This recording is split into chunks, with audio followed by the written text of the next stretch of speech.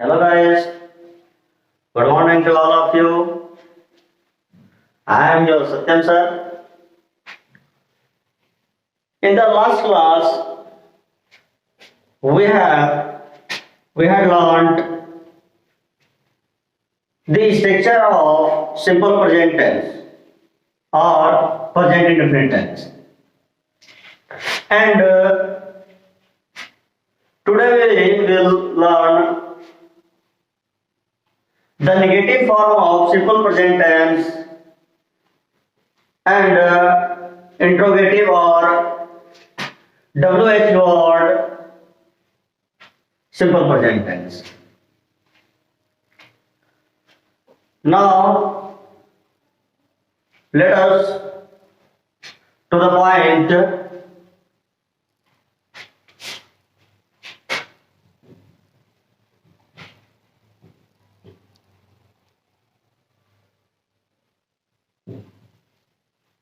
Present indefinite negative tense. अभी तक हम लोग सीखे सिंपल प्रेजेंट टेंस का जो अफर्मेटिव में रहेगा तो हम लोग कैसे उसको बनाएंगे। आज हम लोग बात करेंगे, है ना, यदि इसका सिंपल प्रेजेंट टेंस में नेगेटिव फॉर्म आ रहा है तो उसको हम लोग कैसे बनाएंगे, है ना। तो सबसे पहले हम लोग यह जानेंगे कि इसका आइडेंटिटी क्या होता है ना। तो चलिए देखते हैं, हम लोग सीखते हैं आइडेंटिटी। कह रहा है जिस वाक्य के अंत में नहीं ता है, कौमा नहीं ती है, कौमा नहीं ते हैं,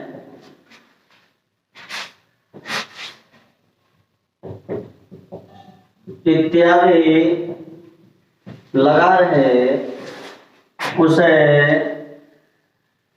प्रेजेंट इंडेफिनिट नेगेटिव टेंस कहते हैं।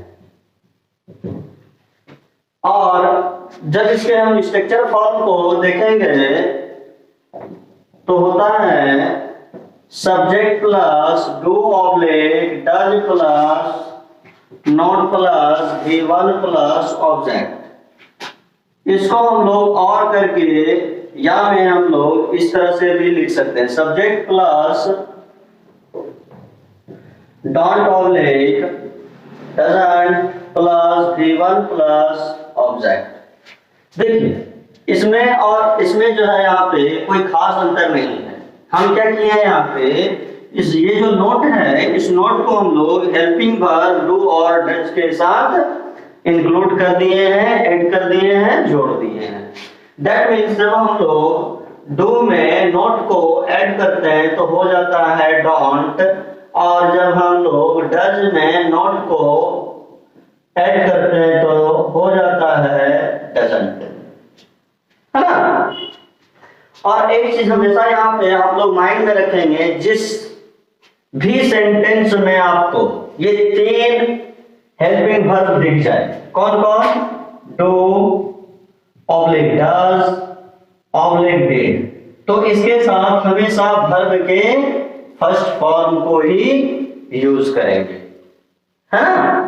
तो यहाँ पे देख लीजिए हम लोग वर्ब के फर्स्ट फॉर्म को ही लिए हैं, राइट। अब यहाँ पे एक क्वेश्चन आप लोग पूछ सकते हैं। क्वेश्चन ये आप लोग पूछ सकते हैं, सर हम किस सब्जेक्ट के साथ हेल्पिंग वर्ब डू नॉट का यूज करेंगे और किस सब्जेक्ट के साथ डज नॉट का यूज करेंगे। एक क्वेश्चन यहाँ पे अराइज होता है ना, यस। तो इसको आपको बिल्कुल शॉर्ट ट्रिक यहाँ पे बता रहे हैं हम, है ना। आप लोग को ध्यान दीजिए, हम फर्स्ट क्लास में पर्सन बताए होंगे, है ना, और पर्सन में बताए होंगे there are three types of person, first person, second person और थर्ड पर्सन। तो आपको याद रखना है थर्ड पर्सन सिंगुलर नंबर कौन कौन होते हैं थर्ड पर्सन सिंगुलर नंबर में, ही, सी, इट और एनी वन नेम। तो वहां पे हम लोग थर्ड पर्सन सिंगुलर नंबर के साथ हेल्पिंग वर्ब डज का यूज करेंगे, नेगेटिव के लिए डज नॉट का यूज करेंगे, है ना। और रेस्ट आई, वी, यू, दे और मोर देन टू नेम्स के साथ हम लोग हेल्पिंग वर्ब डोंट का यूज करेंगे, मतलब डू का यूज करेंगे, है ना। तो इस चीज को आप लोग लिख भी सकते हैं नोट में करके, ताकि आप लोगों को आसानी से याद रहे। चलिए लिखे तो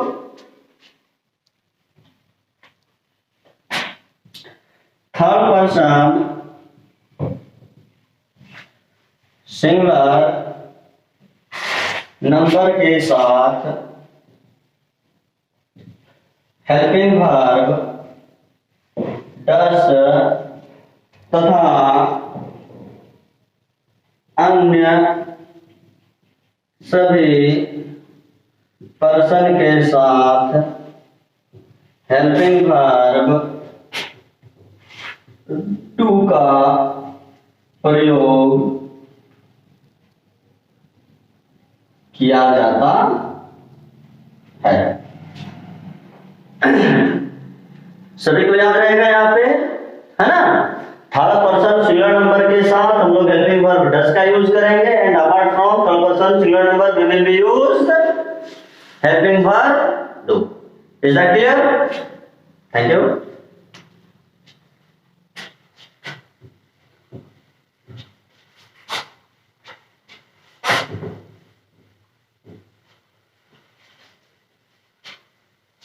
अब इसी चीज को हम लोग, है ना, एग्जाम्पल के रूप में देखते हैं।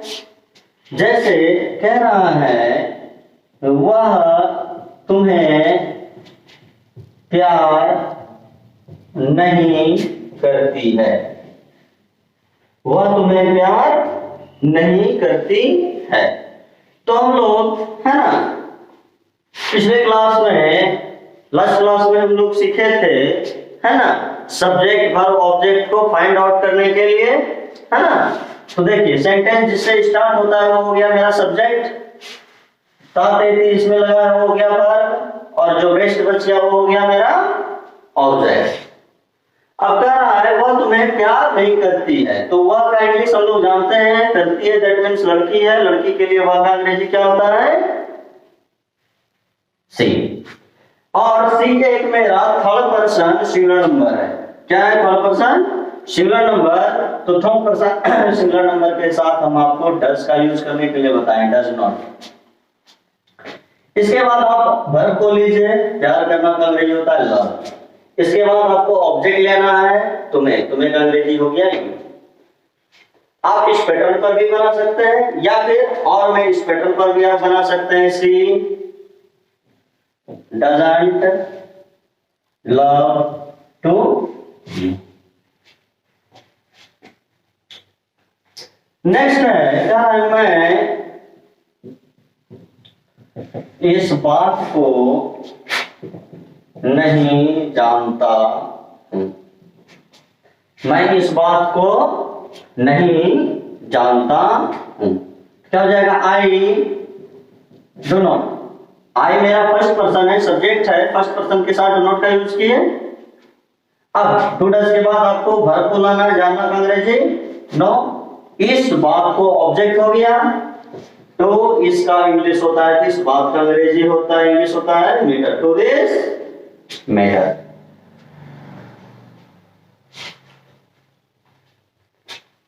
आप लोगों को यहां तक में आई थिंक कोई भी प्रॉब्लम नहीं होनी चाहिए, और होगी भी नहीं।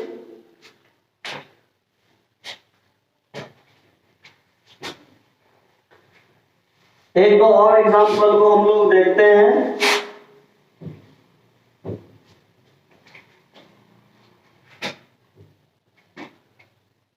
कह रहे हैं सूर्य पूर्व में नहीं डूबता है।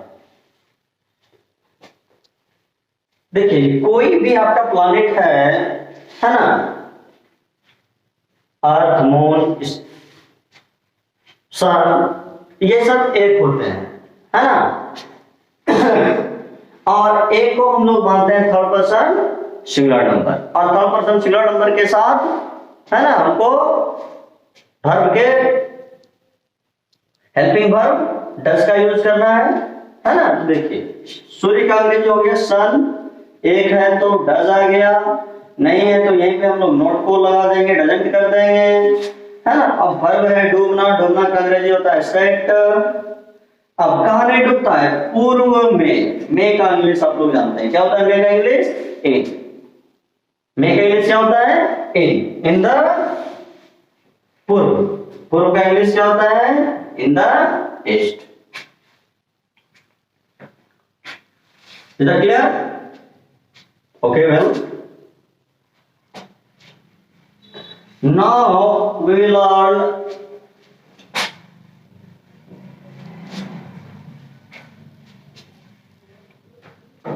the interrogative structure of simple present tense. Interrogative simple present tense. सबसे पहले हम लोग बनाना सीखे सिंपल प्रेजेंट टेंस में अफर्मेटिव सेंटेंस को बनाना सीखे। इसके बाद हम लोग इसके नेगेटिव सेंटेंस को बनाने के लिए सीखे, है ना। अब हम लोग जो सीख रहे हैं, है ना, वो इसके इंट्रोगेटिव सेंटेंस को बनाने के लिए हम लोग सीखेंगे, है ना। तो देखिए इसकी जो आइडेंटिटी हो जाएगी, जिसको हम लोग कहते हैं हिंदी में आप पहचान या पहचानने का नियम, है ना। तो है जो वाक्य क्या से प्रारंभ हो तथा अंत में ता है, ती है, ते हैं इत्यादि लगा रहे, उसे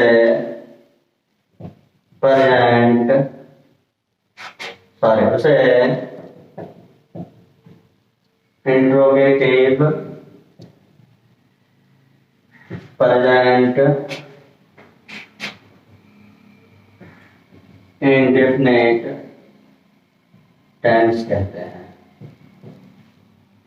अब एक चीज आप लोग यहाँ पे ध्यान दें, है ना, आपको ये रटना नहीं है, इस चीज को आप सभी को रटना नहीं है, इसको समझना है। अगर आप एक पैटर्न को सीख लेंगे, है ना, आगे से इसी पैटर्न पर सभी टेंस को हम लोग धीरे धीरे ग्रेजुअली सीखते चले जाएंगे, है ना।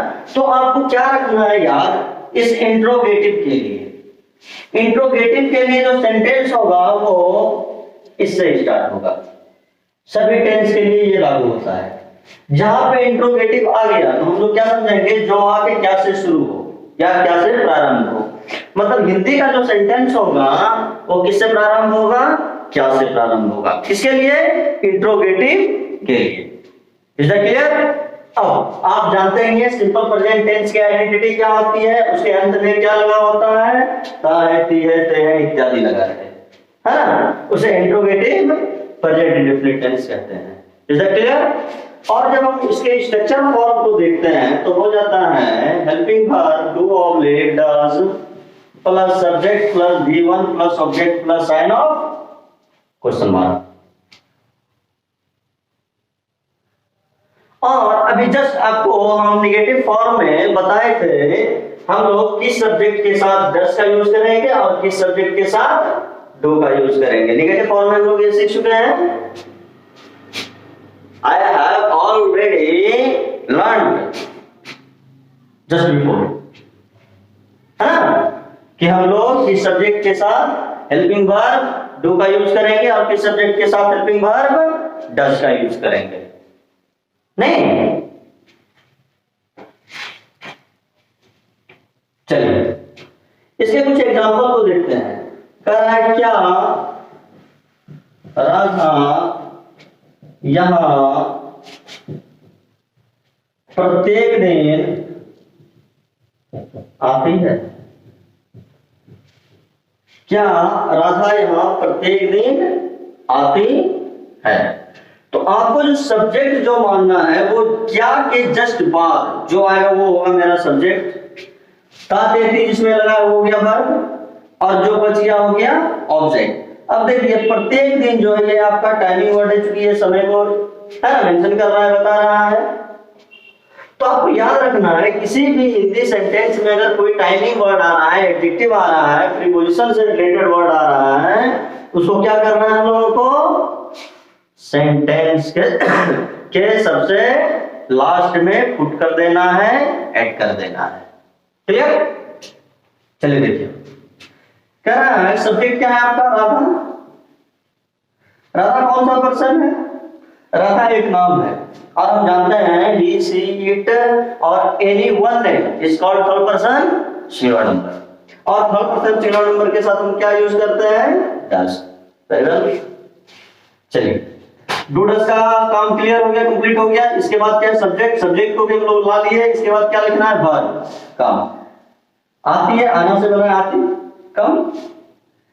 वर्ब के बाद क्या लगा है आपका ऑब्जेक्ट, यहां तो हियर या here.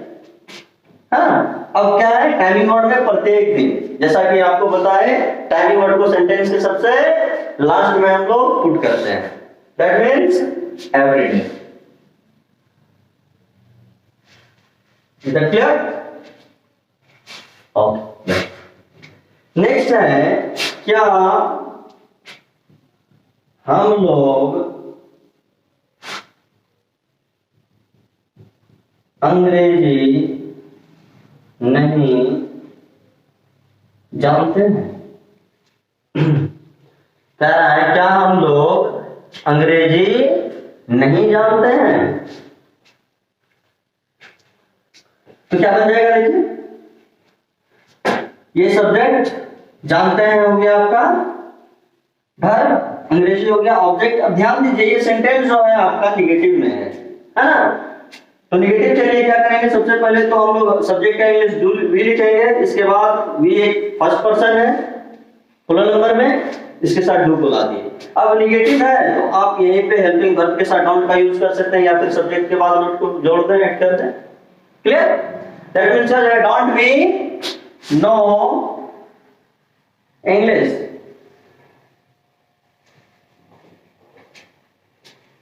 Don't we know English.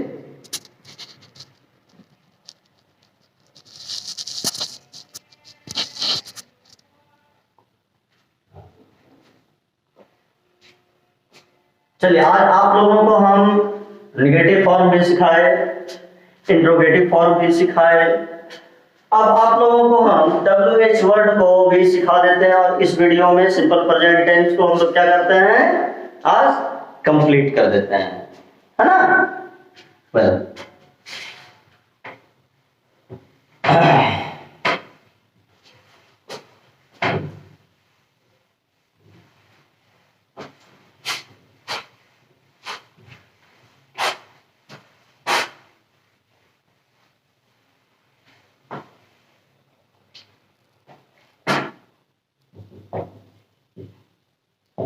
WH word present in different tense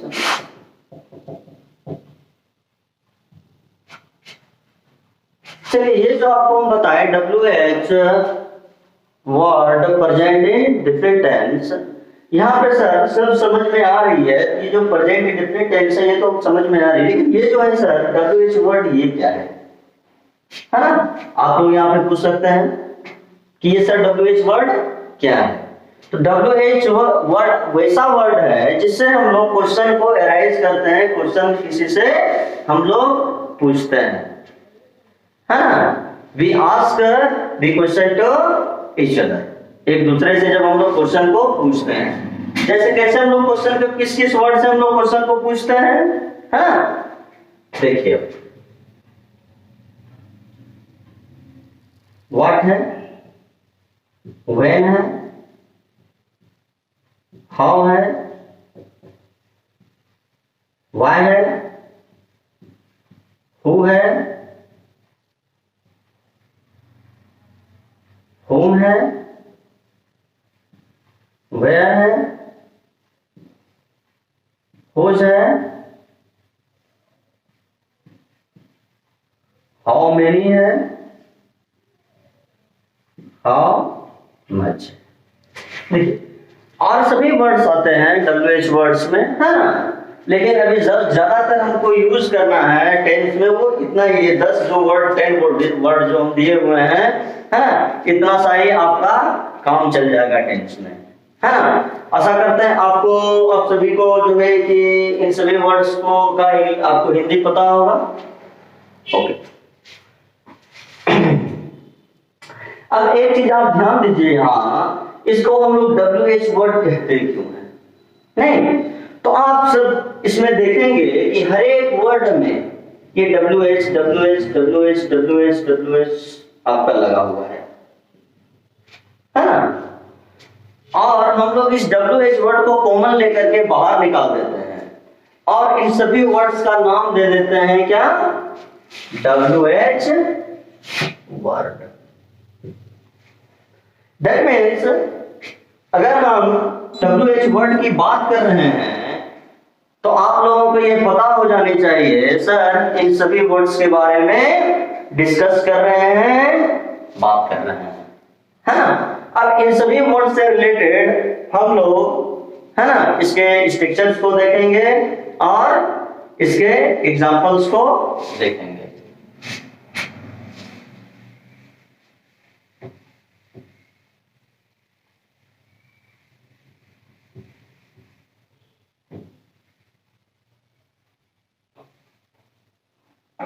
जब WH वर्ड प्रेजेंट इंडेफिनिट और सिंपल प्रेजेंट टेंस के आइडेंटिटी को हम लोग देखते हैं तो कह रहा है जिस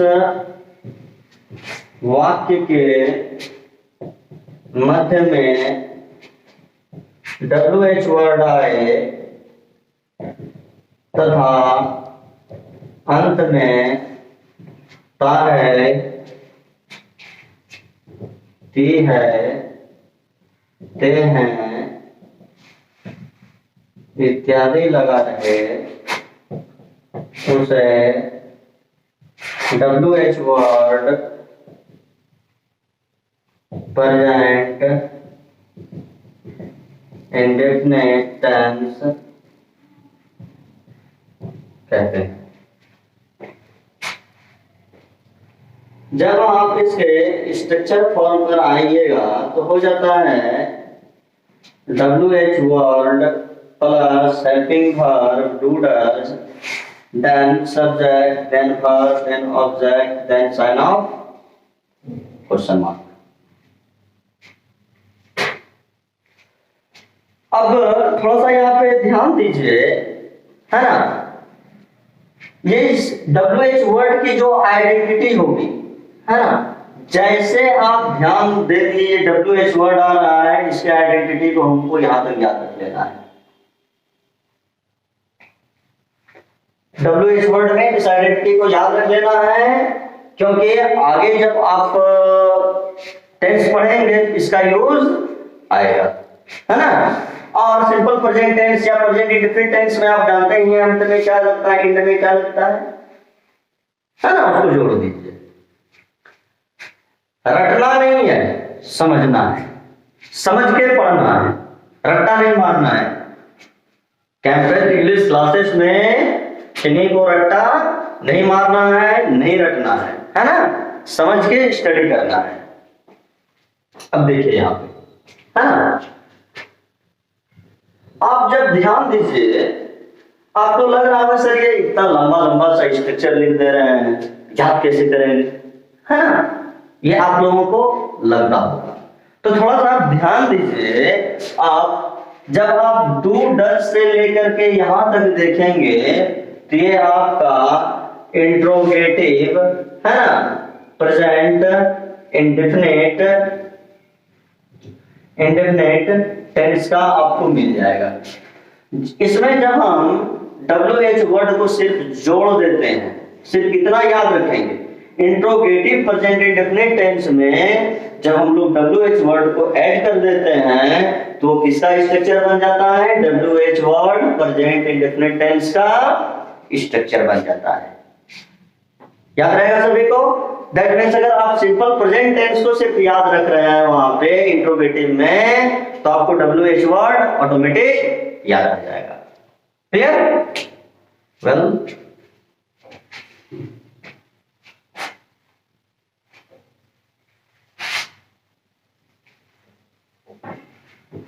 चलिए इसके एग्जांपल को हम लोग देखते हैं। वीडियो थोड़ी सी आज जो है कि लंबी हो रही है ना, इसलिए लंबी हो रही है। इसमें हम आपको आज तीन फॉर्म्स का जो है कि एग्जांपल बताए, स्ट्रक्चर बताए, आइडेंटिटी बताए, है ना।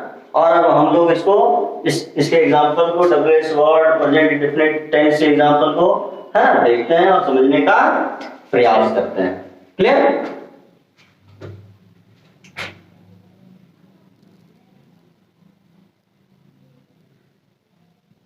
कह रहा है वे लोग कैसे इस मकान में रहते हैं। वे लोग कैसे इस मकान में रहते हैं, है ना। तो देखिए कैसे, हाउ, एक मेरा WH वर्ड है। इसके बाद ये हो गया सब्जेक्ट, काफे के भर में लगा, ये हो गया भर, और इस मकान में हो गया ऑब्जेक्ट।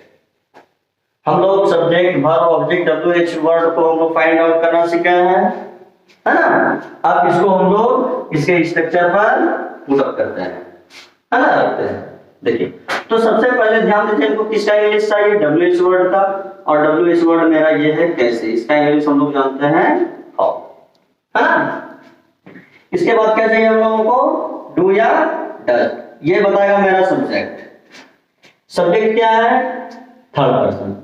थर्ड पर्सन किसमें? प्लूरल में, दे है, वे लोग। और हम लोग प्लूरल के साथ डू का यूज करते हैं। इसके बाद डू डज के बाद हमको सब्जेक्ट चाहिए, सब्जेक्ट लिख दीजिए। सब्जेक्ट के बाद क्या चाहिए? वर्ब।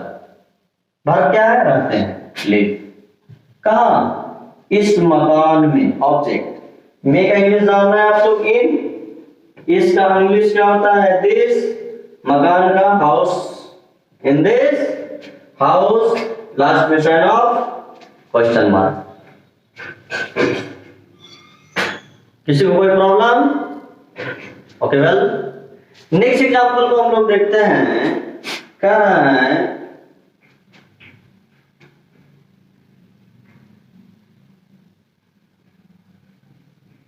मोहन ऐसा क्यों करता है? मोहन ऐसा क्यों करता है? तो इसमें हम लोग सब्जेक्ट वर्ब ऑब्जेक्ट को फाइंड आउट करने के लिए सीख गए हैं। तो सबसे पहले हम लोग, है ना, WH वर्ड क्यों, इसको हम लोग निकालेंगे बाहर। How, sorry, why. व्हाई। अब देखिए सर, WH वर्ड के बाद हमको क्या चाहिए? डू और डज, है ना। तो इसके लिए हमको देखिए आपका सब्जेक्ट क्या है? Mohan, third person singular number है। इसके साथ हम लोग डज का यूज करेंगे। डज के बाद सब्जेक्ट लाएंगे, सब्जेक्ट के बाद वर्ब लाएंगे। करता, करना का अंग्रेजी होता है डू, करना से बना है करता, है ना, गिवन फॉर्म डू। क्लियर? अब देखिए इसके बाद हमको क्या चाहिए? ऐसा ऑब्जेक्ट, सो।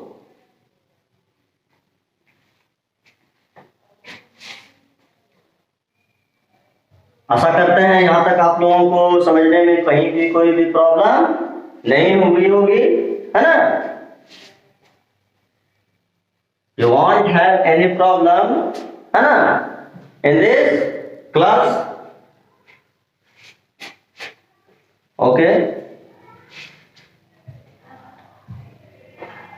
इसी तरह से आप लोग मेरे YouTube चैनल से जुड़े रहिए, लाइक कीजिए, सब्सक्राइब कीजिए और बेल आइकन को दबाइए, है ना, जिससे मेरी नई नई वीडियोस आप लोगों को तुरंत आसानी से, है ना, मिल सके।